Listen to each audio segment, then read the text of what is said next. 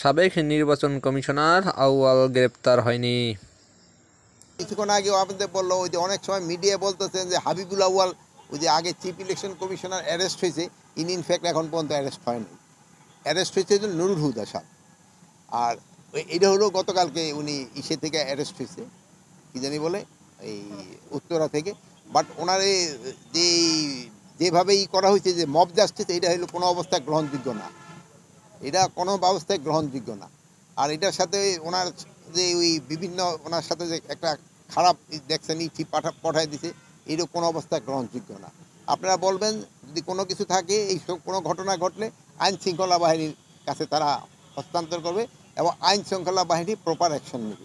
আর ওখানে আরেকটা দেখা গেছে যে আইন শৃঙ্খলা বাহিনীর সামনেও ওনার উপরে করা হচ্ছে। এটার জন্য আমরা একটা তদন্ত করে দেখব, এটার সাথে যদি কোনো আইন শৃঙ্খলা বাহিনী জড়িত থাকে তাদের বিরুদ্ধে আমরা আইনানুগ ব্যবস্থা নেব। এটা তো আপনারাই বলতে পারেন কি কি ব্যবস্থা নিচ্ছি, আপনারা বলেন। হ্যাঁ, এই জন্য আমরা একটা কৃষি সুরক্ষা আইন করতে যাচ্ছি, কৃষি জমি সুরক্ষা আইন, কৃষি জমি যেন দখল না হয়। আর এই যে আপনারা যে দেখবেন যে আজকে একটু মিডিয়া দিয়ে দিবেন যে ভাঙ্গা গাড়ি এখানে পড়ে রয়েছে, এই জায়গাটা কতগুলি হয়ে রয়েছে, এগুলি মাঝে মাঝে খবর দিবেন, তো আমরা একটুখানি সজাগ হই। এই ডিসি সাহেব, হ্যাঁ,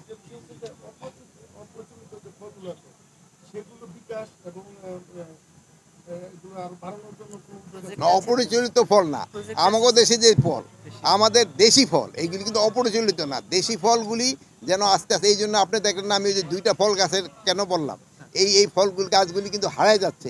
এইগুলি ক্ষেত্রে আমাদের সবারই, আপনারাও করবেন, মানুষকে বলবেন যে অন্তত 2-1টা গাছ লাগুক, আমগো দেখুক। এই কাউ ফলটা দেখা হারায় যাচ্ছে, তারপরে যে যে বড়ই আছে হারায় যাচ্ছে।